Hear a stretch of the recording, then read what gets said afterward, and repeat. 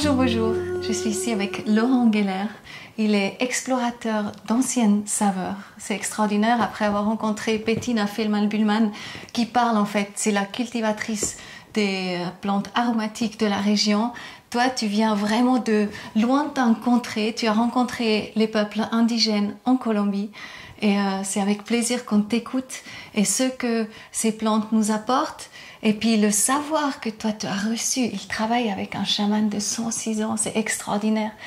Et ils font du sitting, ils se regardent face à face et en fait l'enseignement, ça se passe de cœur en cœur. C'est magique en fait, on ne s'imagine pas ça ici, où tout est tellement rapide et tout. Et là les choses se passent presque, je pense, justement, juste dans la pure présence, non? Oui, bonjour, merci pour l'accueil. Effectivement, c'est de la pure présence, c'est des savoirs ancestraux d'Amérique latine, mais finalement, on le voit un peu dans toutes les cultures, comme par exemple au Japon, en Chine, dans les arts martiaux, où le sensei ne va jamais expliquer sa technique. Il va juste demander à l'élève d'être présent et d'absorber ce qu'il est capable d'absorber. Et en fonction de cette absorption, l'élève va pouvoir évoluer sur son chemin qui prend du temps. Effectivement, on n'est plus habitué à prendre ce temps pour évoluer, pour grandir, pour dépasser. Alors, tu veux bien nous raconter, donc, comment t'es arrivé déjà à Colombie? Comment t'es arrivé là-bas? À quel moment c'était? C'était en 2014, je suis arrivé par amour. Donc c'est l'amour qui m'a attiré en Colombie. J'ai découvert un pays merveilleux en 2007. Et en 2014, je visitais des amis et j'ai rencontré la femme qui est devenue mon épouse. D'accord. Et tout s'est fait super rapidement en fait. Et tu es directement connecté donc avec le peuple en soi, avec justement les anciens, je m'imagine aussi que tu as rapidement rencontré. Comment ça s'est passé en fait? Tu as rencontré les agriculteurs, je m'imagine, pour pouvoir faire ce que tu es en train de faire maintenant. Oui, alors effectivement, quand on s'est rencontrés en 2014, à l'époque son frère avait un centre de médecine intégrative. Il nous a proposé de créer un centre les trois, de recommencer à zéro. Lui, il était déjà en contact avec plusieurs communautés ancestrales des peuples premiers. Donc ça a facilité l'entrée parce qu'il faut savoir que ce sont tous des peuples qui sont exterminés, qui sont mis en danger, donc ils sont très prudents par rapport à qui rentre dans leur cercle. Donc moi j'ai été rapidement présenté, j'ai rencontré rapidement au début une communauté, et puis deux, puis trois. Et au fur et à mesure qu'on rencontre ces communautés, on devient connu, on sait qui c'est le grand blond qui arrive, comme on l'appelle. De tes combien de mètres? 1,90 m. Ah bah oui. Et donc voilà, c'est ce qui nous a permis de créer ces contacts, ces liens. Et puis au fur et à mesure du temps, il y a des nouvelles communautés avec qui je suis rentré en contact. J'ai été fait membre d'une communauté en 2022. Et ce sont ces communautés qu'on approche. J'ai fait l'analogie des sensei tout à l'heure. Finalement, les autorités supérieures, ce sont des sensei qui détiennent tout ce savoir, qui a besoin de passer. Sensei, c'est le maître en art martial. D'accord. Et c'est celui qui détient tous les savoirs et qui finalement est garant que ces savoirs se passent de génération en génération de manière sécurisée. Et donc chaque communauté est responsable de sauvegarder les savoirs d'une ou de plusieurs plantes, de tradition. Et c'est cette autorité supérieure, ce vieux sage, qui s'occupe de la transmettre et de s'assurer que ces générations futures vont continuer à faire perdurer ces savoirs. Mais c'est génial. Et ce qui est extrêmement intéressant aussi, c'est parce que tu viens de la pharmacie avant, donc tu as travaillé dans le domaine de la pharmacie. Tu veux nous expliquer en fait comment était ton cheminement de la pharmacie, et tu es aussi ingénieur, et justement de commencer à cultiver des plantes rares. Oui, alors effectivement, j'ai travaillé dans la pharmacie. J'ai étudié droit à l'université, je me suis gradué comme ingénieur, j'ai travaillé dans l'industrie du billet de banque comme ingénieur, je suis parti dans le pharma. Entre-temps, j'ai pris le mur, donc le mur m'a montré que j'étais pas à ma bonne place, que j'étais pas là donc, ça veut dire que tu as pris le mur, tu t'es tombé malade? J'ai eu un burn-out, ouais. Enfin, on ne savait pas à l'époque, c'était pas aussi commun qu'aujourd'hui, mais je dormais plus, j'avais des problèmes de santé, donc j'ai commencé à aller voir des thérapeutes un peu bizarres, différents. D'abord, je suis allé voir un psychiatre qui m'a donné justement une drogue psychiatrique que j'ai pris le soir. Le lendemain matin, quand je me suis réveillé, je me suis dit c'est super puissant, mais c'est pas mon chemin.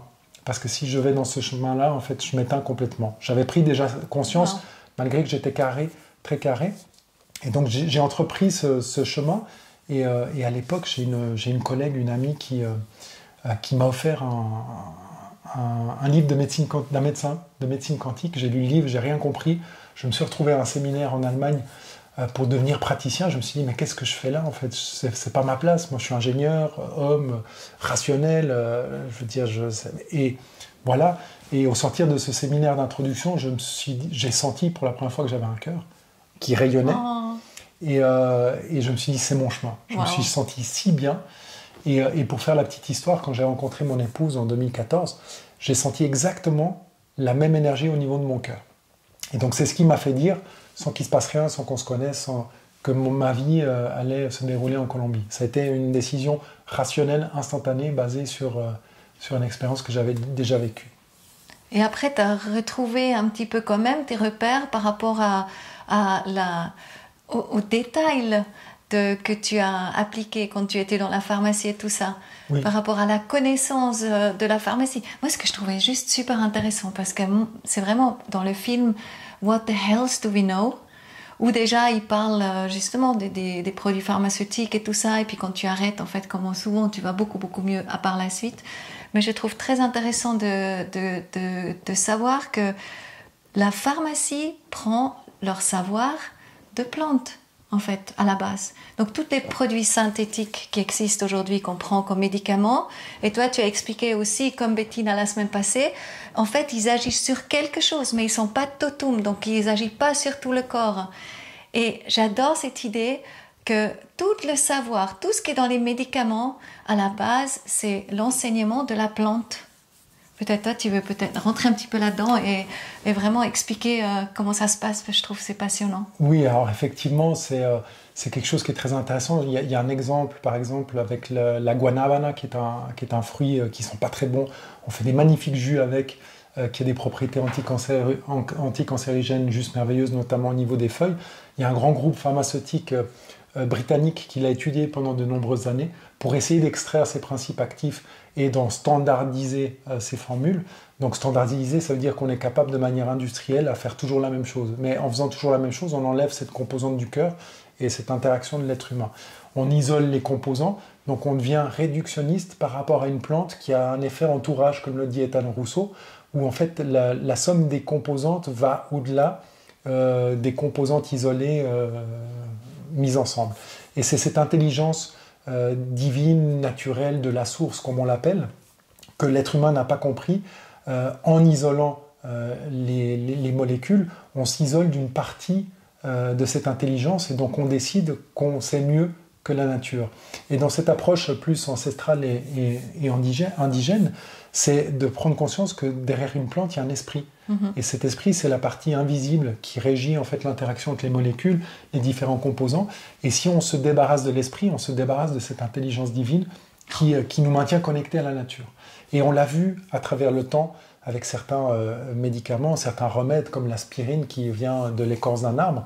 Dès le moment que ça a été isolé et qu'on a pris juste le principe actif, on a commencé à expérimenter les effets secondaires, les effets non désirés, les effets non espérés du médicament, alors qu'avant ça fonctionnait très bien, il n'y avait pas de problématique. Et c'est ça ce que tu appelles le totum ou la totalité de la plante, l'effet entourage de ses composants. C'est quelque chose qui est invisible et que ces communautés indigènes perçoivent et voient parce qu'elles sont capables, quand on va dans un environnement sauvage, dans une forêt amazonienne, de communiquer avec les esprits des plantes, avec des expériences qui sont mesurables, vérifiables et qui ont des résultats qu'on peut démontrer. Et en fait, nous, en tant que monde occidental, on a perdu un peu cette connexion à la nature qui nous fait prendre des décisions des fois un peu réductionnistes dans l'approche qu'on a vis-à-vis de la santé. Merci beaucoup. C'est super important de faire un petit peu le statement à ce niveau-là. Et maintenant, on va prendre la petite fiole. Tu vas chercher vite la petite fiole. Oui, avec plaisir. Donc, justement, avec l'interview aussi de la semaine passée, là, avec Bettina, que je trouvais justement très intéressant, de connaître chaque plante agit sur quelque chose chez nous. Hein. Donc, elle a vraiment... Et quand, en fait, elle agit, mais sur tout le corps. Elle laisse rien à l'hasard, quelque part. Elle agit et puis elle donne aussi ce que le corps il a besoin parce qu'elle communique justement avec le corps, parce qu'elle est vivante, la plante. Donc, c'est la même chose chez toi. Tu as des drôles de noms comme Wantuk, Chichaya. Exact. Tatwa, la marque. Tatwa Chichara. Donc, est-ce que tu veux nous expliquer, par exemple, ces deux, comment ils agissent? Oui, alors ce qui est intéressant, c'est que ça n'agit pas sur tout le corps, mais ça agit sur tous les corps. Et c'est une nuance qui est quand même assez intéressante à comprendre, c'est que le terme holistique, c'est pas juste physique, mental, émotionnel, c'est aussi spirituel. On a plusieurs corps différents, et en fait, le principe de ces plantes, c'est d'agir sur tous les corps, de manière adaptogène. C'est-à-dire que la plante va créer un lien personnalisé avec la personne qui le consomme, et elle va aller juste là où il faut aller pour enlever ce petit grain d'engrenage qui bloque l'engrenage et qui fait qu'on expérimente ce qu'on est en train d'expérimenter. Alors, c'est pas en prenant ces plantes qu'on va résoudre nos problèmes, parce que faut bien prendre conscience que sur Terre, il n'existe pas un seul produit qui existe, qui puisse nous transformer la vie sans qu'on en prenne la décision. Mais par contre, elles vont nous confronter à nos parts d'ombre, à nos zones d'obscurité. Elles vont nous faire prendre conscience de nos comportements toxiques. Et en prenant conscience de ça, c'est plus facile d'aller vers le changement. Parce qu'on va, dans une première phase, changer de vibration au niveau cellulaire. Donc si je change de vibration au niveau cellulaire, on parle d'épigénétique quantique. Ce qui est rattaché, ce qui est cristallisé, ce qui n'est pas exprimé ne peut plus s'accrocher, donc c'est libéré. Et en prenant conscience à travers les rêves, l'amplification du système onirique de nos comportements, ça va être plus facile de mettre en place des comportements différents, des actions pour aller vers le changement. Donc c'est vraiment les plantes, c'est ce qu'elles nous apportent. Voilà. Donc quand tu prends ça et tu dis que c'est des cures de 30 jours, en fait tu prends 4 fois 2 spritzers comme ça sous la langue. Et tu vas aussi avoir des rêves. En fait, c'est un peu comme l'ayahuasca, ce que ça fait en 3 heures, mais ça, quelque part, ça te guide. En fait, la plante, elle va t'apporter des informations et elle va t'amener dans une sérénité, j'imagine, parce que toutes les plantes sont quand même très sereines, non? Quelque part, on peut dire ça ou pas? Ça dépend, en fait. C'est ça qui est intéressant, c'est que oui, toutes les plantes sont sereines, mais tu sais, dans la vie, on a beaucoup de croyances. Et il y a une des croyances que beaucoup de gens ont, c'est qu'il faut que ça soit dur pour qu'on avance, pour qu'on aille dans la transformation. Donc il y a certaines personnes qui ont besoin d'un coup de pied aux fesses un peu plus important pour avancer. Mais c'est vrai en plus, tu crois pas ça? Oui, moi je crois que c'est important des fois. Et donc du coup, les plantes vont nous donner ce qu'on a besoin d'expérimenter pour sortir de sa zone de confort et aller vers le changement. Ceci étant dit, effectivement, c'est beaucoup plus doux que d'aller prendre de l'ayahuasca ou faire ce genre d'expériences qui peuvent être traumatisantes, qui peuvent être intenses, qui peuvent être dangereuses pour certaines personnes. Donc là, c'est vraiment en toute sécurité, on prend des plantes qui vont nous guider, l'esprit de la plante qui nous guide. On en parlera peut-être après ou pas, à travers les processus de fabrication, on va extraire cet esprit de la plante. On va le plasmer à de l'eau de source, et finalement, c'est cet esprit qui nous guide et qui va nous guider dans nos rêves. Parce que les rêves, c'est l'exploration de notre partie subconsciente refoulée, de ce qu'on n'a pas exprimé, de ce qui est gardé à l'intérieur, de ce qui nous bloque, freine, etc. etc. D'accord. Et qu'est-ce que vont explorer, tu dis, ou pas? Elles vont nous permettre d'explorer vraiment ce qui est spécifique à la plante. Chaque plante permet de travailler une composante de l'être humain. D'accord. On a 9 plantes, en l'occurrence pour la santé mentale, pour prendre soin de son âme. Et chaque plante va prendre en charge une composante de l'être humain et nous montrer, par exemple celle-ci, c'est le propos et la mission. Pourquoi tu es malheureux au travail? Pourquoi le dimanche soir, tu dis mince, ou pour être plus vulgaire, merde, demain je dois aller travailler? En fait, elle va te montrer pourquoi tu n'es pas heureux dans ton travail. Pour certaines personnes, c'est assez clair, mais pour d'autres, elles ont besoin de comprendre pourquoi je suis venu sur Terre, quel est mon propos, quelle est ma mission. Et cette plante va nous aider, par exemple, c'est la Wantuk. La Wantuk, à nous reconnecter au niveau du cœur et faire des choix basés sur le cœur plutôt que sur le mental. On est dans une société où on nous pousse à faire des choix basés sur le mental. Qu'est-ce que tu vas faire pour gagner ta vie, etc., etc. Donc elle t'aide vraiment dans ça. Oui. Et la Chiyaya? La chichara, c'est la naissance. Donc c'est la première essence du circuit. C'est le côté créatif, l'énergie féminine, la confiance en soi, l'amour pour soi. C'est cet équilibre du yin et du yang. Donc je dis toujours, c'est des plantes adaptogènes. Donc si je suis trop dans mon yang, donc je suis trop masculin, trop macho, il y en a beaucoup en Colombie, ça va me remonter au niveau de mon énergie féminine pour avoir vraiment cette communication, ce serpent de caducée, où le masculin et le féminin sont en face de l'autre. Si le féminin est trop prononcé, ça va me le niveler contre le bas. Et ça va permettre vraiment de se connecter à cet amour pour soi. C'est une plante qu'on utilise aussi énormément pour tout ce qui est dépression postpartum. Aujourd'hui, on ne trouve pas grand-chose sur le marché, en tout cas occidental, qui ne soit pas toxique pour l'enfant ou pour la maman. Et donc c'est toutes des plantes et des savoirs qui existent depuis des milliers d'années, qui sont utilisés par ces communautés. Quand les Kofanes me voient arriver, je raconte toujours cette histoire, et ils me voient arriver de loin, ils s'esclavent et ils disent ah, voilà le grand blond dépressif bipolaire qui arrive chez nous. Alors c'est pas drôle, mais en fait c'est drôle quand on Pourquoi ils disent ça? Parce qu'en fait c'est des conditions qu'ils ne connaissent pas. Ils ne connaissent pas la dépression, la bipolarité, l'anxiété, les troubles dégénératifs, de par leur savoir, de par leur connexion à la nature et les plantes. Bah oui. Exactement. Ouais. C'est pour ça qu'ils se moquent un peu de nous, des Occidentaux, et de nos habitudes qui nous ont amenés à expérimenter certaines conditions qu'ils n'expérimentent pas encore aujourd'hui. Donc eux, ils sont jamais malades? Alors si, bien sûr, mais ils savent comment se rétablir rapidement, puis ils savent confronter la maladie et l'accueillir plus que la rejeter. Donc la maladie, ça fait partie de la vie, ça fait partie de leur vie, et ça fait partie de cette compréhension qu'il y a un message, il y a un esprit derrière la maladie, et cet esprit il est en train de me dire quelque chose. Donc c'est une vision différente de la maladie. Et c'est quoi comme maladie? On a aussi des grippes ou comme ça? Ou est-ce qu'il y a eu du Covid? Est-ce qu'ils étaient aussi menacés par les injections comme ça là-bas ou pas du tout? Ah oui, les menaces ont été partout. Au niveau des communautés, il y a certaines communautés qui vivent dans des territoires protégés. On ne peut pas rentrer aussi facilement que ça dans leur territoire. Mais les communautés indigènes n'ont pas expérimenté ce genre de conditions durant la crise qu'on a vécue. Et les Kogi font partie en fait de ces indigènes avec lesquels tu travailles? Oui, alors nous on travaille j'adore les Kogi. Dans la Sierra Nevada. Il y a 4 communautés. Il y a les Kogi qui sont les plus connus, les Wiwa, Kankwamo et Arhuaco. Donc les Arhuaco sont de l'autre côté de la montagne. D'accord. Nous on travaille avec les Arhuaco. J'ai été fait membre de cette communauté en 2022. Félicitations. Ça doit être incroyable. C'est incroyable, c'était incroyable, un voyage incroyable. On était rentré sur le territoire parce que de manière illégale, donc on nous avait cachés à l'entrée, et ils avaient été infiltrés par des membres. Il y avait des dissidences au niveau de leur communauté. Donc vous avez été infiltrés? Nous on a été rentrés illégalement. Ouais. D'accord. Mais leur communauté a été infiltrée. Ah oui, d'accord. Et donc ils nous demandaient d'aller négocier avec le gouvernement pour que les violences arrêtent. Et là, j'ai découvert des nouvelles personnes, on a discuté avec eux, c'était juste merveilleux. Et à la fin de ce voyage, on a été fait membre de leur communauté. Ouais. Et je suis parrain d'une petite fille qui s'appelle Sari Oumoun. Waouh. Ouais. C'est un sacré cadeau. Hein. Oui, c'est un magnifique. Sacré. C'est un honneur incroyable. Exactement. Et tu travailles avec eux? Je travaille avec eux, donc on fait des échanges. Quand j'étais allé, on avait apporté de la médecine, des soins. Alors, c'est pas parce que ce sont des premiers qui sont invincibles et qu'ils ne tombent pas malades, comme tu l'as dit. Et puis, il faut savoir aussi qu'ils sont assez isolés. Ils sont parqués dans ce qu'on appelle une réserve naturelle.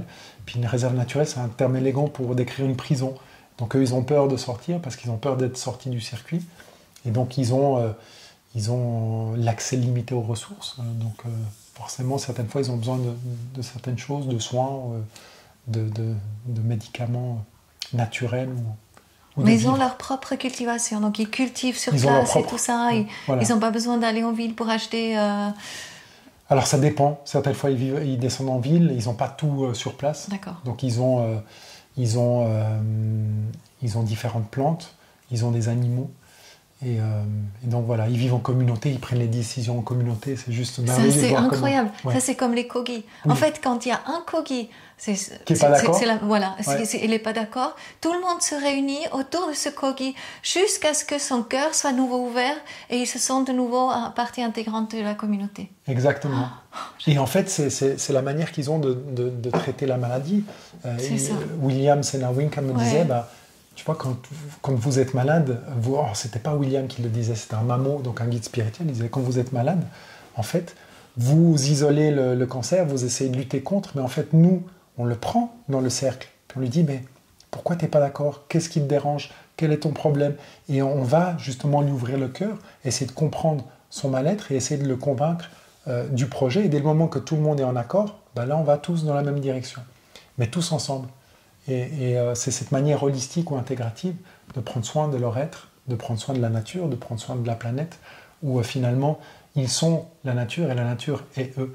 Et il y a ce lien bidirectionnel. Et eux, ils ont le cancer aussi? Je ne sais pas. Peut-être pas. Hein. Je sais pas. Moi, je suis pas sûre. On n'a jamais touché ce terme. Ouais. Mais c'est une très bonne question. Je serais vraiment aussi curieuse de savoir parce que, comme quelque part, c'est eux qui cultivent aussi toutes les plantes. Et puis je propose qu'on va mettre en dessous de la vidéo, comme ça tu n'expliques pas tout maintenant, mais toutes ces vertus quand même, on fait une explication aussi dessous, puis après on peut aller sur sa page qui s'appelle tatwa.eu, tatwa.eu. Voilà, donc on peut aller là-dessus et aussi trouver justement toutes les différentes vertus. Et ça veut dire que quand on achète un fiole, combien ça coûte déjà? Alors un flacon comme ça coûte 30 francs. D'accord. Et quand on achète un flacon, une partie d'argent va chez eux. Voilà, exactement. Il y a sur les formations, les programmes, quand on forme les thérapeutes, les professionnels, psychologues, psychiatres, il y a une partie de ce qu'on perçoit qui va pour les Arhuacos pour qu'ils puissent racheter leur terre, effectivement. Donc ça, c'est génial. C'est une petite contribution, mais je pense que c'est important aujourd'hui de prendre conscience que toutes ces communautés sont en danger et que ce sont des savoirs empiriques. Donc ça veut dire que ça se passe de bouche à oreille et il n'y a pas d'écrit. Donc si ces communautés disparaissent, donc si elles n'ont plus leur territoire, finalement leur savoir part avec. Il y a des communautés qui ont été déplacées de l'Amazonie à la ville, et forcément on arrive en ville, il y a du béton, il y a des antennes, il y a des habitudes, il y a de l'alcool, et peu à peu ils sombrent dans des dérives qui les déconnectent de la nature. Voilà. Ils se font happer. Et donc voilà. Et tu disais avant que c'était vraiment très triste parce que les jeunes, en fait, ils veulent aller faire l'université et quelque part, en fait, ils les perdent. Oui. Ils se font aussi happer, même si c'est pour leur bien qu'ils pensent, mais en fait, ils perdent leur communauté. Exactement.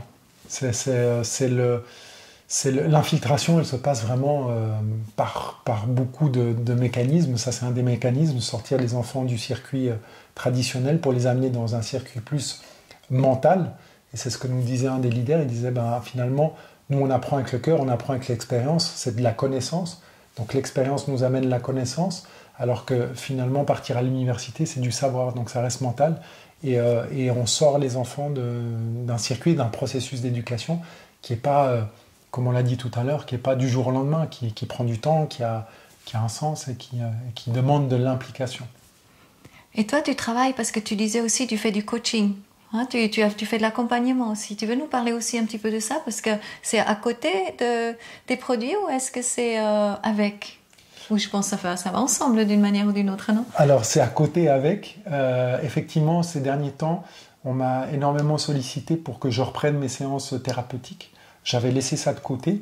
J'ai eu beaucoup de demandes et en fait, donc j'ai réouvert ma pratique. Je travaille plus. J'étais formé par un médecin en médecine quantique, donc je travaille plus au niveau énergétique où je vais regarder au niveau du champ de la personne, de ses différents corps, où c'est qu'il y a des blocages, des barrages, où c'est qu'il y a de l'information en lien avec la problématique qu'elle vit. Donc l'objectif, c'est d'aller à la source et à l'origine de la problématique pour transformer cette source et cette origine. Puis quand j'ai un individu qui vient en face de moi en séance thérapeutique, les plantes sont là, donc elles viennent, donc elles se montrent.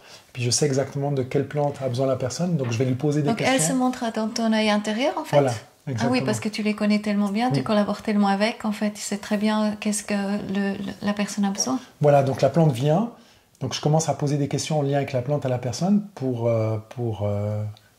qu'elle réponde, et pour qu'elle prenne conscience, et dès le moment qu'elle prend conscience, ça rend le travail beaucoup plus rapide et facile. Donc il y a toujours des plantes dans les accompagnements. Parce que...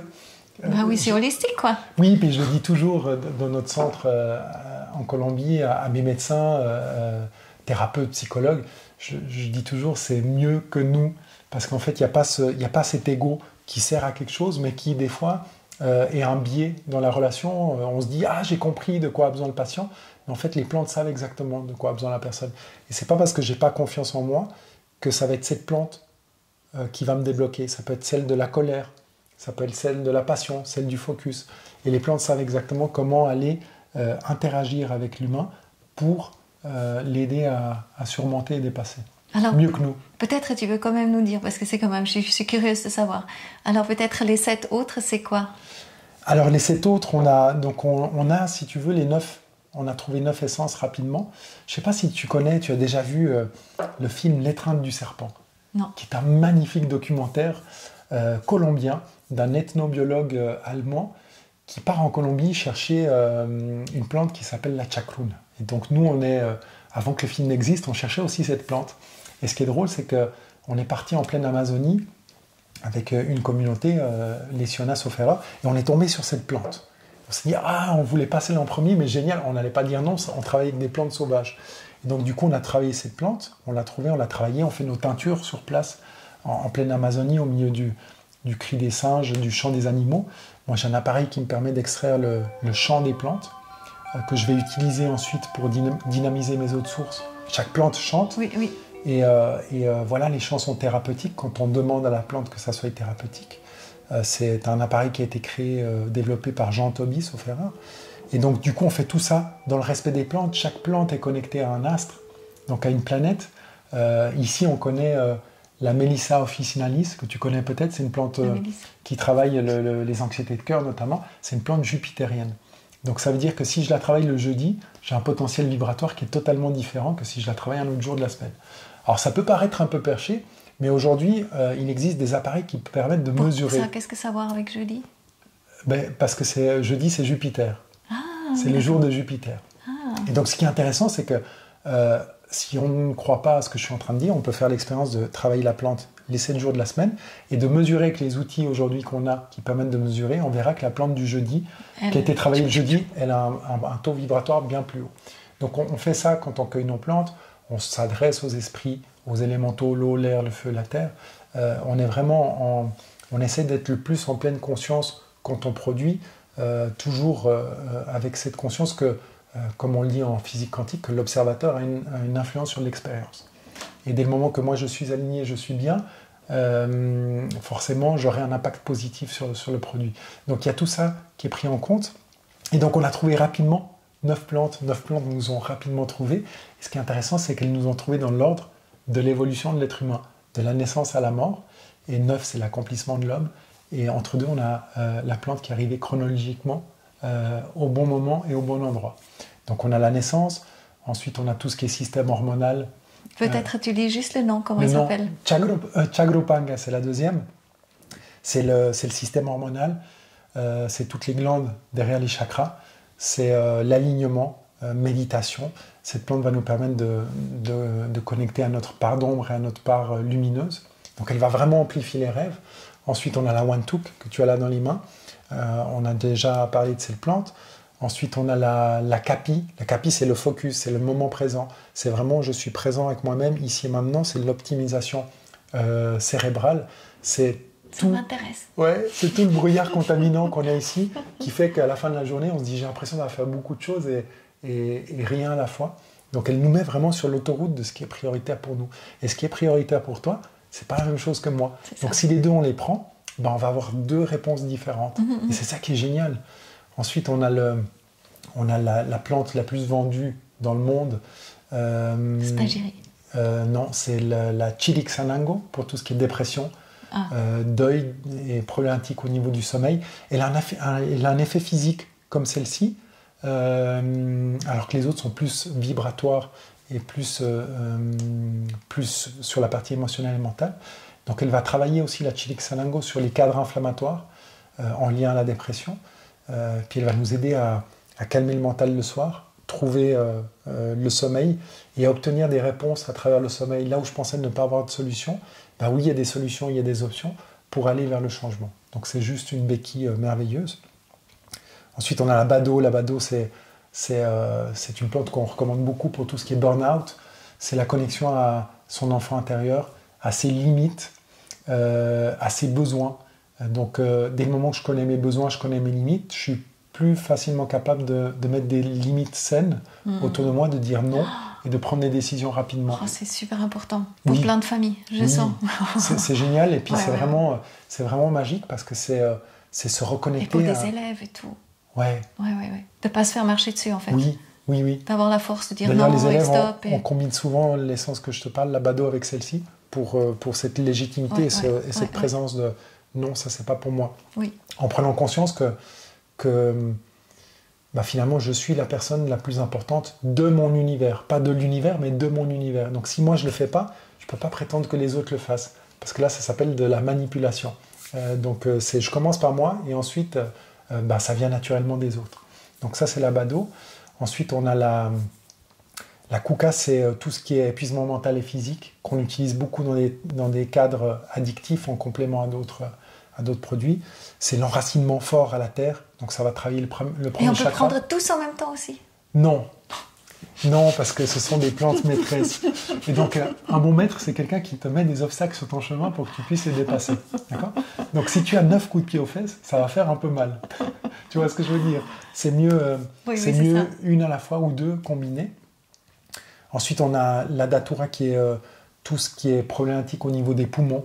Donc, asthme, tristesse, se sentir oppressé par une autorité ou par quelqu'un en face. Donc c'est vraiment quelque part, c'est comme une amie qu'on accueille chez soi en fait. Exactement. Et puis on lui permet de venir regarder, de nous aider à dépasser en fait les obstacles, c'est ça? Oui, exactement. À prendre conscience de ses émotions. En anglais, emotion, c'est energy in motion. Et ça veut dire ce que ça veut dire. Ça veut dire qu'une émotion, elle doit naviguer. Et quand on réprime une émotion, finalement, qu'elle soit positive ou négative, parce que pour moi, il n'y a pas de positif ou de négatif, il n'y a que des émotions, c'est un flux hormonal. Dès le moment qu'on le bloque, en fait, son énergie va avoir un impact sur notre corps, va créer des douleurs. Alors là, on parle de médecine chinoise, douleurs, maladies. Si on bloque l'émotion, tu dis? Si on bloque l'émotion, ouais. En fait, on va avoir des douleurs. Elle va rester à l'intérieur, et son énergie va rester en circuit fermé. Elle bloque. Ah oui, merci. Donc du coup, ces plantes, elles vont nous aider à libérer ces émotions. Ah ok, merci. À conscientiser qu'est-ce qui fait que... Donc je libère l'émotion, mais qu'est-ce qui fait que je répète encore et encore cette émotion? Que je me prends les pieds dans le tapis. Oui, magnifique. Que je répète. Tu vois? Ok. Donc voilà, et la dernière, c'est Kanapa, c'est tout ce qui est, on arrivait en fin de vie. Donc la fin de vie, finalement, c'est la fin de la journée. C'est célébrer ce que j'ai pu faire aujourd'hui, bien ou mal. C'est de se dire, avec ce que j'ai fait, je l'ai bien fait. Avec l'énergie que j'avais aujourd'hui, j'ai bien fait. C'est cette gratitude. Donc ça, c'est pour les personnes âgées comme ça, qui sont... Oui, ouais, exactement. Magnifique. Tout à fait. Et par exemple, pour les enfants, c'est la première, la naissance aussi. Alors, en fait, ces 9 cycles, on les répète tout au long de notre vie. Même un enfant, il a ces 9 cycles à l'intérieur de lui. D'accord. Il y a le cycle où il ressent ses émotions, il les exprime. Il y a le cycle où il a peur de mourir, donc il va peut-être pas dire quelque chose, etc. Donc il a ce cycle avec le lien à la maman. Donc ces cycles, en fait, on les expérimente en perpétuel. Donc dès le moment que j'ai dépassé un cycle, en fait, je peux aller à un cycle suivant. D'accord. Parce que la perfection, ça n'existe pas. C'est, comme disait un de mes grands professeurs, il disait le cimetière est rempli de gens parfaits. Et jusqu'à là, on est là pour apprendre et dépasser. Donc à chaque fois qu'on dépasse quelque chose, on découvre quelque chose de nouveau. Merci. Et 2 questions encore. Oui. Alors la spagyrie, justement. Oui. Parce que tu parlais aussi avant de la spagyrie, parce que c'est vraiment, moi, pendant aussi la période Covid, etc., vraiment, on nous disait, mais prends la spagyrie, etc. Tu veux nous expliquer ce que ça fait, la spagyrie? Et toi, tu as aussi de la spagyrie, non? Oui, tout à fait. Alors en Colombie, on a une 60aine de produits différents. La spagyrie, par rapport à ça, c'est il y a une partie physique plus importante. Il y a des processus de fabrication qui sont différents. La spagyrie, c'est en quelque sorte de l'alchimie végétale, où on va séparer tous les éléments pour les réunir. Donc en fait, on va séparer la plante, le subtil du grossier, et en fait, on va se débarrasser du grossier pour juste garder le subtil et potentialiser le subtil pour que finalement, ça fasse un produit vraiment potentialisé et très important. Dans la spagyrie, encore plus que dans les essences florales, l'observateur, celui qui produit, a son importance. Sans rentrer dans les détails, au début, quand on fait de la spagyrie, le résultat, il n'est pas bon. Et pourtant, j'ai fait le processus comme c'était écrit. Mais sauf que je ne suis pas forcément aligné avec la plante et je ne suis pas connecté avec la plante. Au fur et à mesure que je fais de la spagyrie, que j'apprends, que je développe, que je me découvre, que j'avance, que je crée une relation avec ce végétal, le produit final va s'améliorer jusqu'à devenir d'un certain niveau. Et là encore, à chaque fois qu'on fait de la spagyrie, on s'améliore. Je ne comprends pas quand tu dis quand on fait de la spagyrie. Qu'est-ce que ça veut dire? Alors, la spagyrie, je vais juste détailler les 4 étapes de manière globale et générale. En fait, la première étape consiste à extraire l'esprit de la plante. Donc on va utiliser ce qu'on appelle en alchimie un mercure, qui est le solvant, qui est généralement de l'alcool. on va mettre la plante dans de l'alcool pendant une dizaine de jours. Cette plante va extraire cet alcool va extraire l'esprit de la plante. Ensuite, on va prendre le végétal. Et ça va se retrouver dans la teinture. Oui, c'est ça. Voilà. Et donc, on a cette peinture. Ensuite, on va la filtrer, puis on va prendre la partie végétale. Et cette partie végétale, on va la brûler d'abord, et ensuite, on va la calciner. Et dans ce processus-là, moi, je dois être présent. C'est pas un truc où je mets dans un four, je pars, je reviens 10 heures après, puis c'est bon. Je dois être présent. C'est ton esprit. C'est mon esprit, c'est ma présence, c'est ma relation que j'ai avec la plante. Et en fait, en faisant de la spagérie, la plante travaille sur moi et moi, je travaille sur la plante. Donc, il y a une relation bidirectionnelle qu'on ne voit pas, mais qu'on peut voir dans le résultat. Même quand on la brûle. Oui. Donc, on va brûler la plante, on va la calciner, et plus on est aligné, plus cette noirceur va devenir blanche, jusqu'à devenir totalement blanche. Donc, au début, quand on brûle, c'est noir. Et puis le noir, on n'en fait pas grand-chose parce que le noir, c'est le grossier et c'est le sale. Mais plus on avance dans la pratique, plus ce noir va se transformer, va devenir gris, gris foncé, gris clair, blanc. Et quand c'est blanc, c'est qu'on a atteint la pureté. Et en fait, on prend cette partie-là et on la remet dans la teinture. Et en fait, ce qu'on vient de faire dans cette étape, c'est qu'on est passé du monde végétal au monde minéral. Donc on rajoute une composante au niveau de notre produit. Ensuite, on va tout distiller en circuit fermé, distillation lente, pour passer à un état différent, l'état gazeux, etc. Puis après, on peut aller encore beaucoup plus loin. On peut prendre la rosée du matin, utiliser cette rosée pour potentialiser la teinture, jusqu'à arriver à la teinture parfaite selon nos critères. Et qu'est-ce qu'elle fait à la fin, la spagérie avec nous? La spagérie, elle travaille beaucoup plus au niveau physique, mais avec cette composante spirituelle, émotionnelle et mentale aussi. Donc elle va prendre la personne de manière globale aussi. En spagérie, on a par exemple des produits pour tout ce qui est santé féminine, les myomes, les kystes, les problèmes utérins au niveau physique, pour travailler cette partie physique, mais aussi pour aller sur les autres composantes, parce que finalement, si je travaille la manifestation, le résultat final, et que je ne travaille pas la source, probablement les kystes vont revenir, les problématiques vont revenir. Donc du coup, je travaille toutes les composantes avec un focus plus important sur la partie physique. Merci beaucoup. Et ça me fait beaucoup de bien de la tenir comme ça. Donc en fait, on dit souvent, ça suffit des fois juste que tu tiens, ou par exemple quand tu fais, parce que tu es kiné, tu fais la kiné aussi, oui. Et ça c'est quand on tient, et puis en fait tu sais oui ou non, on est d'accord. Oui, bien sûr. Donc qu'est-ce que ça fait juste quand tu tiens? Donc tu n'as pas forcément besoin de prendre le produit, ou est-ce qu'on peut juste le tenir, ou comment ça se passe? Tout à fait, en fonction de ses propres croyances, de ses propres perceptions, le simple fait de tenir l'essence fonctionne. Moi j'ai beaucoup de patients à distance, et en fait quand j'ai les patients à distance, j'ai des outils que j'utilise, où j'appelle des plantes à distance, et ça fonctionne exactement, je vois les résultats. Donc la séparation, on le dit en physique quantique, la séparation n'est qu'une illusion, en fait, tout est interconnecté. Deux molécules à distance, on l'appelle l'entanglement, deux molécules à distance peuvent interagir et modifier leur état, bien qu'étant à des milliers de kilomètres l'une de l'autre. Et la salive aussi, hein. Quand tu extrais la salive, tu la mets quelque part et tu te coupes le doigt ou comme ça, la salive là-bas, elle réagit.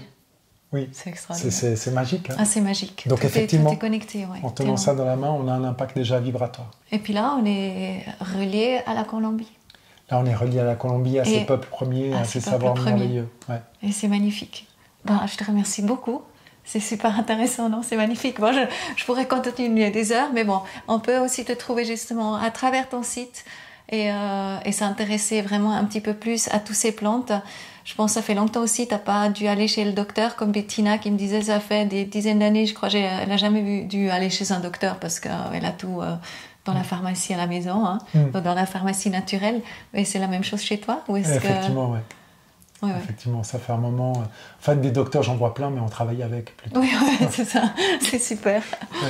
Bon, un petit mot de la fin pour tout le monde. Le petit mot de la fin, en cette période un peu particulière, c'est de se rappeler qu'on est tous des êtres humains hôtes de cette terre et qu'il est important de s'aimer l'un l'autre. Alors, c'est facile à dire, mais je pense que c'est important de reprendre conscience qu'on est tous des frères et sœurs, ce que les peuples premiers veulent nous transmettre, et qu'on est là avec un but et un propos probablement différent et identique, c'est de préserver cette planète Terre pour ceux qui viennent après.